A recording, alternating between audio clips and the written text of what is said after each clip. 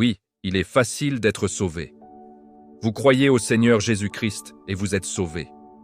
Actes 19:4. Alors Paul leur dit, « Il est vrai que Jean a baptisé du baptême de la repentance, en disant au peuple qu'il devait croire en celui qui venait après lui, c'est-à-dire en Jésus, qui est le Messie ou le Christ. Si vous mettez votre confiance en ce que Jésus-Christ a fait pour vous au calvaire, vous êtes sauvés et vous avez la vie éternelle. Jésus a donné sa vie pour vous. Il vous a aimé inconditionnellement. Il a souffert l'ignominie. Il est mort pour vous. Il a porté tous vos péchés à la croix pour que vous soyez pardonnés.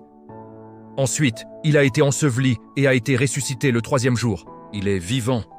Voilà pourquoi il peut vous sauver parfaitement si vous lui faites confiance. Le salut biblique, ce n'est que ça. C'est 100% par grâce, au moyen de la foi, sans les œuvres.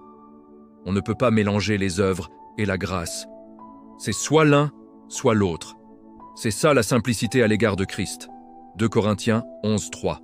Mais je crains que, comme le serpent séduisit Ève par sa ruse, vos esprits ne se laissent corrompre, se détournant de la simplicité qui est en Christ.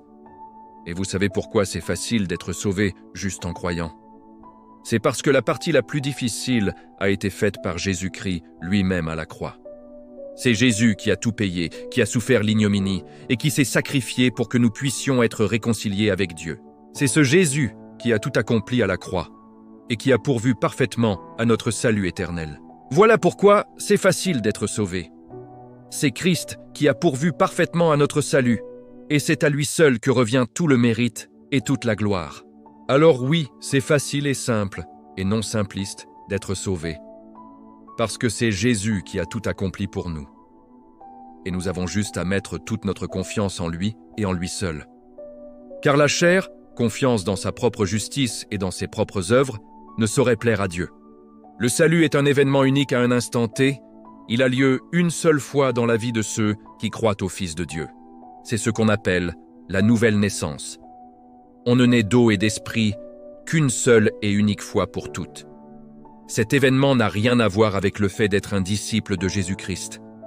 Être disciple, c'est la marche ou la vie chrétienne. C'est un processus qui dure dans le temps. Ce sont deux choses différentes. Aujourd'hui, il y a malheureusement beaucoup de confusion ou d'incompréhension concernant le salut et la marche ou la vie chrétienne. Le salut, c'est le repos éternel, se reposer sur Christ et en Christ.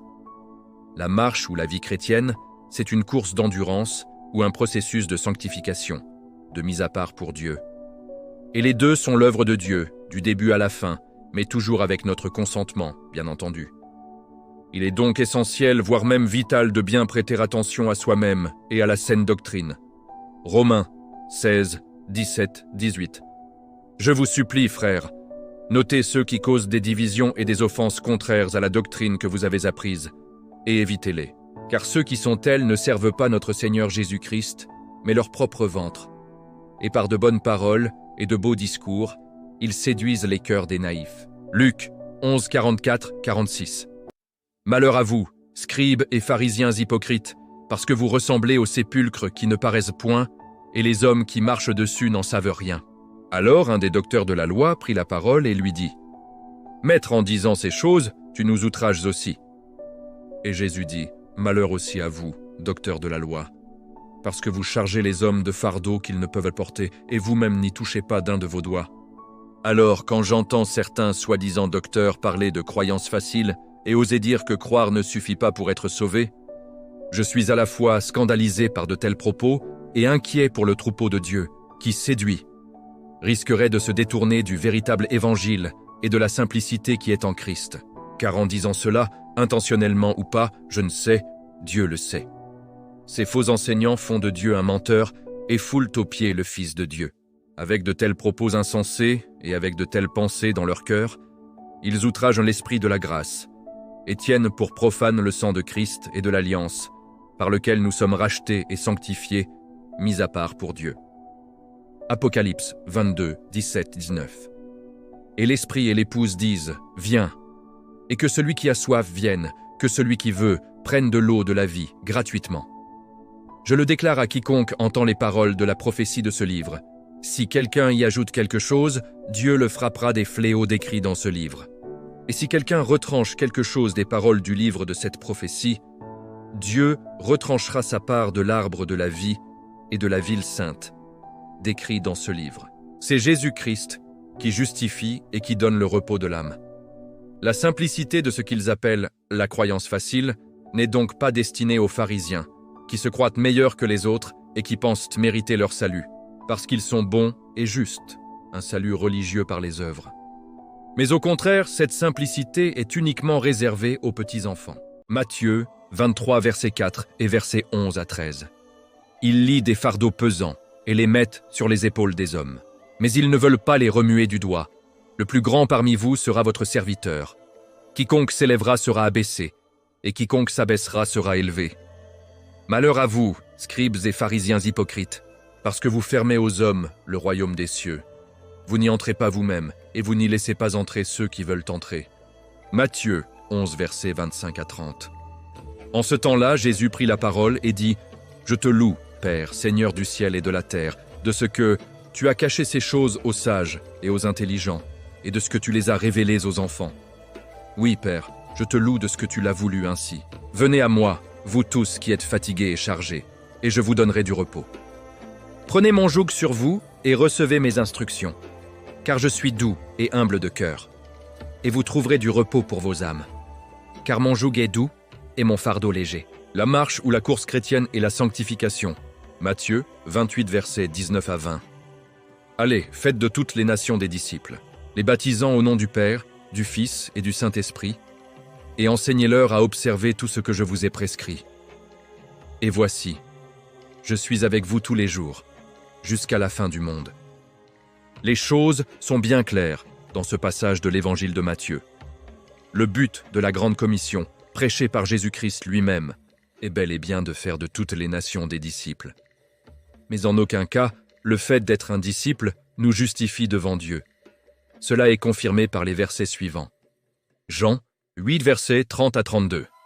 Comme il disait ces paroles, beaucoup crurent en lui. Puis Jésus dit aux Juifs qui avaient cru en lui, « Si vous demeurez, continuez, dans ma parole, alors vous êtes en effet mes disciples. Si vous demeurez, continuez dans ma parole, alors vous êtes en effet mes disciples. Et vous connaîtrez la vérité, et la vérité vous rendra libre. » Dans ce passage, Jésus s'adresse aux Juifs qui avaient cru en lui, donc qui étaient déjà sauvés, salut par la foi seule, en les invitant à demeurer dans sa parole pour réellement être ses disciples. Marche ou course chrétienne.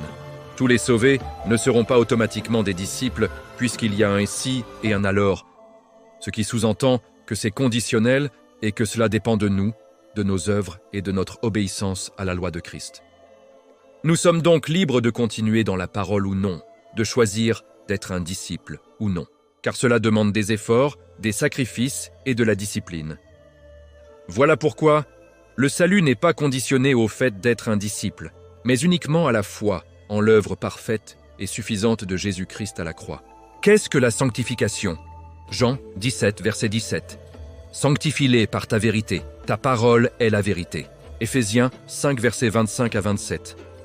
Marie, aimez vos femmes, comme Christ a aimé l'Église, et s'est livré lui-même pour elle, afin de la sanctifier par la parole, après l'avoir purifiée par le baptême d'eau, afin de faire paraître devant lui cette Église glorieuse, sans tache, ni ride, ni rien de semblable, mais sainte et irrépréhensible. 1 Thessaloniciens 4, versets 1 à 8. Au reste, frères, puisque vous avez appris de nous comment vous devez vous conduire et plaire à Dieu, et que c'est là ce que vous faites, nous vous prions et nous vous conjurons au nom du Seigneur Jésus de marcher à cet égard de progrès en progrès. Vous savez, en effet, quels préceptes nous vous avons donnés de la part du Seigneur Jésus. Ce que Dieu veut, c'est votre sanctification.